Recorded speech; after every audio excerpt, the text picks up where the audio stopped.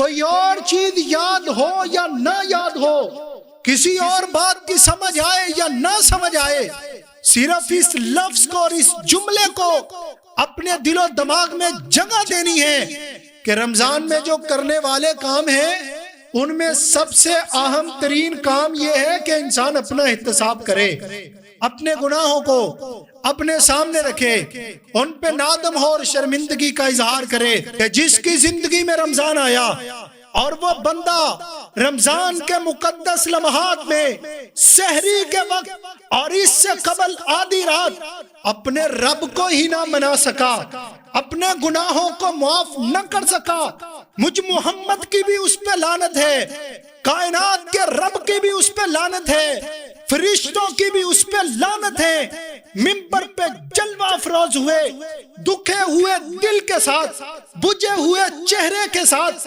جبریل آئے، منادی کی، انہوں نے بد دعا دی، میں نے آمین کہا کہ ہم سب لوگوں کی اس پہ لعنت ہو، اس کی نسلیں اجڑ جائیں جو رمضان کے مقدس حالات کے اندر، رمضان کے مقدس مواقع کے اندر اپنے رب کو نہ منوا سکا اور اپنے رب سے اپنے گناہوں کی بخشش نہ کروا سکا۔ ان الحمد للہ نحمده ونستعینه ونستغفره ونعوذ باللہ من شرور انفسنا ومن سیئات اعمالنا، من يهده الله فلا مضل له ومن يضلله فلا هادي له، واشهد ان لا اله الا الله وحده لا شريك له، واشهد ان محمدا عبده ورسوله صلى الله عليه وسلم۔ اللهم صل على محمد وعلى آل محمد كما صليت على إبراهيم وعلى آل إبراهيم إنك حميد مجيد۔ اللهم بارك على محمد وعلى آل محمد كما باركت على إبراهيم وعلى آل إبراهيم إنك حميد مجيد۔ أما بعد، فإن خير الحديث كتاب الله، وخير الهدي هدي محمد صلى الله عليه وسلم، وشر الأمور محدثاتها، وكل محدثة بدعة، وكل بدعة ضلالة، وكل ضلالة في النار۔ أعوذ بالله السميع العليم من الشيطان الرجيم، من همزه ونفخه ونفثه، بسم اللہ الرحمن الرحیم، ان رحمت اللہ قریب من المحسنین۔ وقال علیہ الصلاة والسلام، من صام رمضان ایمانا واحتسابا غفر له ما تقدم من ذنبه۔ اپنے ہی من میں ڈوب کر پاجا سراغ زندگی، اپنے ہی من میں ڈوب کر پاجا سراغ زندگی، میرا نہیں بنتا نہ بن اپنا تو بن۔ سامعین ذی احتشام، ہمہ قسم کی حمد و ثنا، تعریفات، تحمیدات، تمجیدات کے مقدس کلمات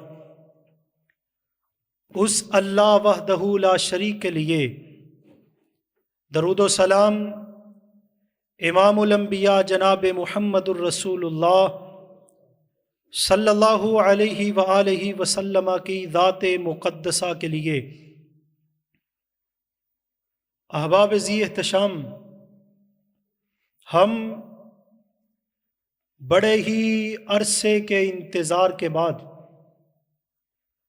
جن خوشی والے لمحات میں داخل ہونا چاہ رہے ہیں، یقیناً ہر ایماندار مسلمان اور مومن کے دل میں رمضان المبارک کی محبت موجود ہے، وہ اس سے اپنا ایک گہرا تعلق رکھتا ہے، اس سے اس انسان کی گہری وابستگی موجود ہے رمضان المبارک کا مہینہ تو آ رہا ہے، اس کی آمد ہے، اس کا استقبال کیا جائے گا، لیکن کیا جس طرح اس کی آمد کا حق ہے، کیا ہم اس کی ادائیگی اس طرح کرتے بھی ہیں یا نہیں کرتے؟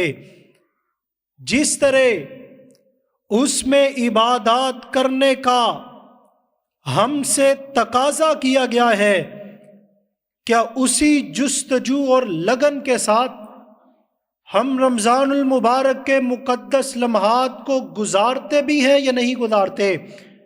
من صام رمضان، جس انسان نے رمضان کا روزہ رکھا، ایمانا واحتسابا، ایمان اور احتساب کی حالت سے، غفر لہ ما تقدم من ذنبی، ایسے انسان کے سابقہ سارے کے سارے گناہ پہ معافیوں کے قلم پھیر دیے جائیں گے، اس کے گناہوں کو معاف کر دیا جائے گا۔ انسان کی زندگی میں رمضان آ جانا کافی نہیں، انسان کا ایماندار ہونا یہ بھی کافی نہیں، حالت ایمان میں ہونے کے ساتھ ساتھ احتساب بہت ضروری ہے، جو کہ رمضان کے آنے کا مطمع نظر ہے۔ جب تک احتساب نہ ہو، اور احتساب کیا ہے؟ طور پر اخبار کے پورشن میں، اخبار کے اندر ایک پورشن ہوتا ہے جرم و سزا، اور وہاں پہ جرائم تو سارے ذکر کیے جاتے ہیں، فلاں شہر میں ایسا ہو گیا، فلاں دیہات میں ایسا ہو گیا، فلاں نے یہ کر دیا اور فلاں نے یہ کر دیا، لیکن سزا لکھنے کے ساتھ نہیں۔ کیا ان کی سزا وہاں پہ مرتب بھی ہوتی ہے یا نہیں ہوتی؟ اور اگر ایسا نہیں ہے، تاکہ مرتب ہو، ہر چیز لوگوں کو پتہ چل جائے، اس جرم کے قریب ہم نے نہیں جانا، لوگ اپنا احتساب کریں، اس غلطی سے توبہ تائب ہوں، اور اگر کسی نے کسی کا حق مارا ہے، اس کا حق اسے واپس دلوایا جائے، پتہ چلے کہ اس بندے کو پکڑا گیا ہے، جھنجھوڑا گیا ہے، اس پہ مقدمہ دائر کرتے ہوئے اس کی تفتیش کر دی گئی ہے۔ کیا یہ کام ہم نے کبھی رمضان المبارک میں اپنے اندر چھپے ہوئے انسان سے بھی کیا ہے؟ اس کو جھنجھوڑا ہے، اس کے ملامت کرنے کی اس کو ہم نے کوشش کی ہے کہ اے اندر چھپے ہوئے انسان، تو ہم کو بڑا بنا رہا ہے، کیا یہ جو دنیا کا عذاب ہے یہ تو جھیل لے گا؟ اگر تیرے اندر یہ عذاب برداشت کرنے کی سخت نہیں ہے، تو پھر جو آخرت کا اور جہنم کا عذاب ہے وہ تو کیسے برداشت کر سکے گا؟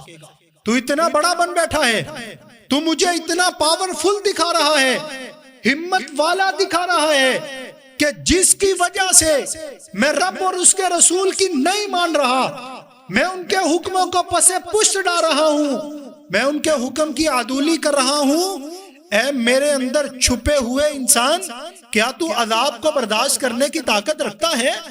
اور اگر ایسا نہیں ہے، پھر اس کا احتساب کریں، اس کو جھنجھوڑیں۔ آج کے خطبہ جمعۃ المبارک کے اندر کوئی اور چیز یاد ہو یا نہ یاد ہو، کسی اور بات کی سمجھ آئے یا نہ سمجھ آئے، صرف اس لفظ کو اور اس جملے کو اپنے دل و دماغ میں جگہ دینی ہے کہ رمضان میں جو کرنے والے کام ہیں، ان میں سب سے اہم ترین کام یہ ہے کہ انسان اپنا احتساب کرے، اپنے گناہوں کو اپنے سامنے رکھے، ان پہ نادم ہو اور شرمندگی کا اظہار کرے۔ شیخ الاسلام ابن تیمیہ اور ان کے عظیم شاگرد ابن القیم رحمت اللہ علیہ نے اپنی کتابوں کے اندر اس بات کا ذکر کیا ہے کہ رمضان المبارک ہو اور اس کے اندر انسان اگر صبح اٹھ کے اسے اتنی بھی سکت نہیں ہے کہ وضو کر لے، اس میں اتنی بھی ہمت موجود نہیں ہے، اٹھے اور 2-4 نوافل ہی ادا کر لے، اگر اس میں اتنی ہمت بھی، قوت و طاقت بھی باقی نہیں ہے، پھر کم از کم انسان کو یہ کرنا چاہیے کہ مجرم بن کر اپنے سر کو جھکا کے اس بات کا ببانگ دہل اعلان کرے، یا اللہ میں تیرے دربار میں مجرم بن کر پیش ہوا ہوں، اور مجھے بہت سارے مجرم تیری عدالت میں پیش ہوتے ہوں گے، لیکن میں اس بات کا اعتراف کرتا ہوں میں بھٹکا ہوا ہوں، میں گلی کے ککھوں کانوں سے بھی ہولا ہوا ہوں۔ اے اللہ، میں اپنے آپ کو برتر نہیں سمجھتا، میں مجرم بن کے، سزاور بن کے، بڑے مجرم تیری عدالت میں پیش ہوتے ہوں گے، لیکن مجھ کمینے سے بڑا کوئی مجرم نہیں ہوگا۔ میں اس وقت اپنے آپ کو تیرے سامنے پیش کر رہا ہوں، یا اللہ تو ہی معاف کرنے پہ قادر ہے، تو ہمیں معاف فرما دے۔ کوئی بھی کام نہ کرے، اللہ کی عدالت میں اس موقع پہ پیش ہو جانا اور اپنے گناہوں کا اعتراف کر لینا، یہ بہت بڑی بات ہے۔ ہم میں سے کوئی فرشتہ تو نہیں ہے جس سے کوئی گناہ نہ ہو، جس سے کوئی غلطی نہ ہو، جس سے کوئی معصیت نہ ہو۔ میں ہوں اور بشمول آپ تمام لوگوں کے، ہم سب ہی گناہگار ہیں، سب ہی سیاکار ہیں۔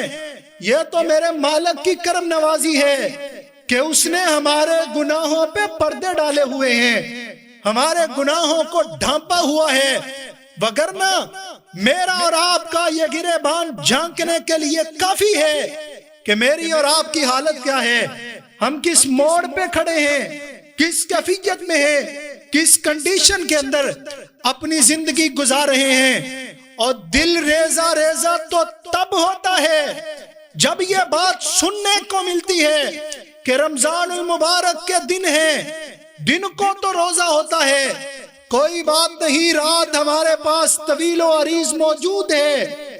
رات کے ان مقدس لمحات میں کرکٹ کے شیڈول بنائے جا رہے ہیں، ہماری نوجوان نسل اس طرف آ رہی ہے۔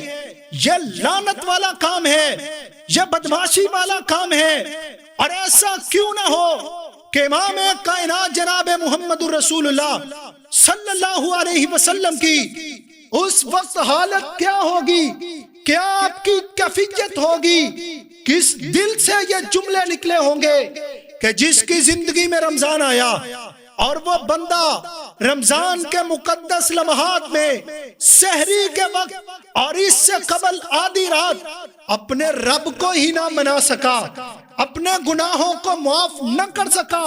مجھ محمد کی بھی اس پہ لعنت ہے، کائنات کے رب کی بھی اس پہ لعنت ہے، فرشتوں کی بھی اس پہ لعنت ہے۔ منبر پہ جلوہ افروز ہوئے، دکھے ہوئے دل کے ساتھ، بجھے ہوئے چہرے کے ساتھ جبریل آئے، منادی کی، انہوں نے بد دعا دی، میں نے آمین کہا کہ ہم سب لوگوں کی اس پہ لعنت ہو، اس کی نسلیں اجڑ جائیں جو رمضان کے مقدس حالات کے اندر، رمضان کے مقدس مواقع کے اندر اپنے رب کو نہ منوا سکا اور اپنے رب سے اپنے گناہوں کی بخشش نہ کروا سکا۔ یہاں ٹیمیں بن رہی ہیں اور دیکھنے میں تو یہ کرکٹ ہی ہے، دیکھنے میں تو یہ کھیل ہی ہے، لیکن یہ دیکھو رمضان کی کن مقدس گھڑیوں کے اندر یہ کام کیا جا رہا ہے۔ احتساب کر میرے نوجوان، میرے عزیز، رمضان کے اس مقدس لمحات کو ضائع نہ کر۔ خدا کے لیے تجھے خدا کا واسطہ دے کے کہتا ہوں، اس رمضان سے اتنی بدسلوکی تو نہ کر کہ دن ہو، دکانیں بند ہیں اور یہاں بازار کھلے ہوئے ہیں، اس موقع پہ نوجوان بازاروں کے اندر ہیں اور وہاں پہ گپ شپ لگائی جا رہی ہے اور وہی کام ہو رہے ہیں جو باقی 11 مہینوں کے اندر ہوتے ہیں۔ اے انسان، تجھے فکر کرنی پڑے گی، تجھے غور کرنا پڑے گا۔ تیرا گریبان ہے نا، تیرا دل موجود ہے، تیرے پاس دماغ ہے، سوچنے کی صلاحیت رب نے تجھے دی ہوئی ہے۔ تنہائی میں بیٹھ، اکیلا بیٹھ، سوچ میں نے پچھلے دنوں میں کیا کیا، جو پچھلے رمضان میرے گزرے ہیں وہ کیسے گزرے ہیں۔ اور ہم لوگ تو یہ سمجھتے ہیں کہ کوئی بات نہیں، اگر چند گھنٹے ہم نے بھوک اور پیاس میں بھی گزار لیے ہیں رگڑا دے کے سحری و افطاری کرو. اور اس موقع پر حدیث کا مفہوم میرے ذہن میں آ رہا ہے، اور اس موقع پر امام کائنات علیہ السلام فرماتے ہیں جس بندے نے افطاری کو پیٹ بھر لینا ہے اس بندے نے ہمارے ساتھ قیام کیا کرنا ہے، اس میں کیا ہمت رہے گی، کیا جرت رہے گی. افطاری پیٹ بھر کے کی ہو تو اس کے بعد نیند آتی ہے، سستی چھائی ہوتی ہے، کوئی بات نہیں. پچھلے رمضان اگر پیٹ بھر کے افطاریاں کی ہیں، اس رمضان دیکھو اور ہمارے ساتھ قیام کرو. قیام کرنے کا بھی مزہ آئے گا، لطف آئے گا، تھکاوٹ محسوس نہیں ہوگی، اور انسان یہ سمجھے گا اور کوئی بات نہیں. اگر کسی نے افطاری کے وقت کم کھا لیا انشاءاللہ اس کی موت واقع نہیں ہوتی، اور اگر اس وجہ سے موت واقع نہیں ہوگی کم کھانے کی وجہ سے، اور اگر کوئی انسان فوت بھی ہو جاتا ہے تو یہ سعادت کے لمحات ہیں، سیدھا اللہ کی جنت کا مہمان بن جائے گا. من قام رمضان ایمانا واحتسابا غفر له ما تقدم من ذنبی. اور ہمارے قیام کیا ہے؟ دو رکعتیں پڑھ لی ہیں. کسے دیاں لتاں ادھر نو تے کسے دیاں لتاں ادھر نو. کوئی باہر جا رہا ہے اور انتظار کر رہا ہے کہ امام صاحب کب رکوع میں جانے لگے اور ہم جلدی سے بھاگم دوڑ کرتے ہوئے چلے. ایک رکعت تو گزر گئی، دوسری میں پھنس جائیں گے تو پھر کیا ہوگا؟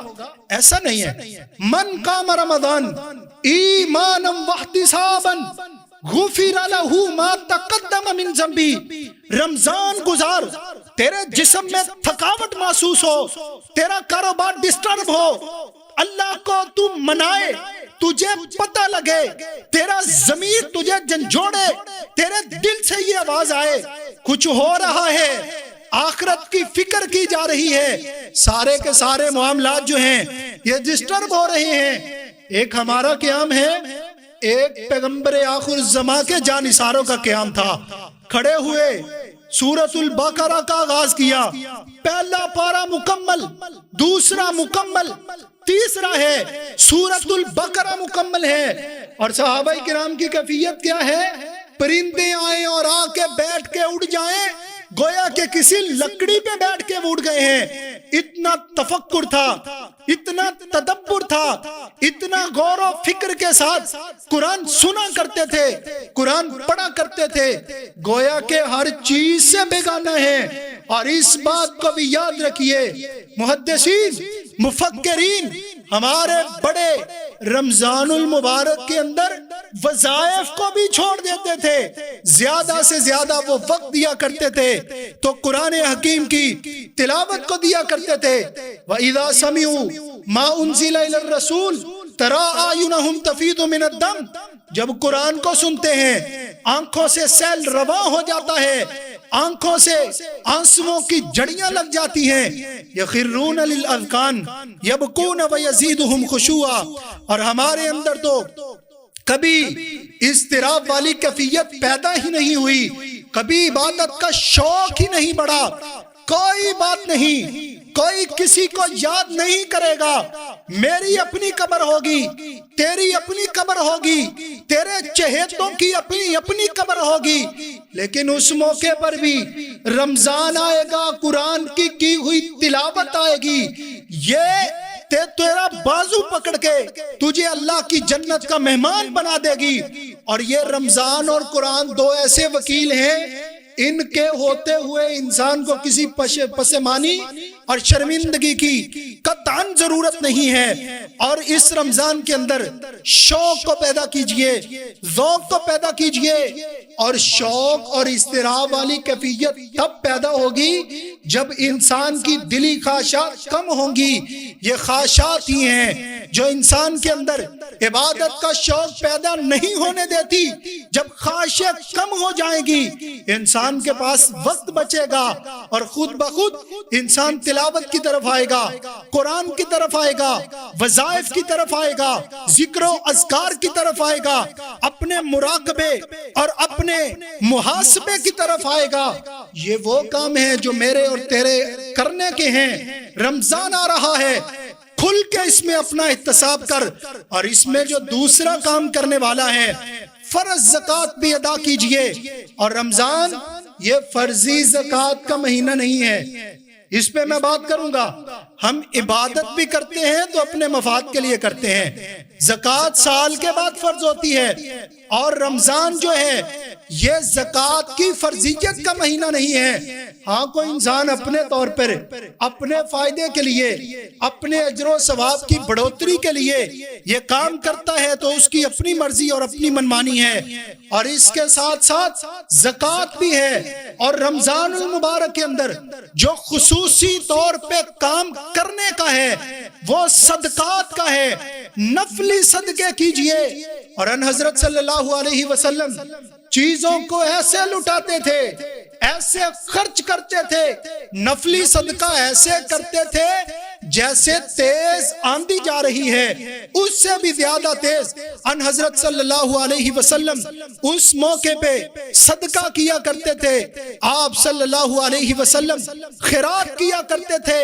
اس کام کو جاری رکھیے، ساری کیجئے۔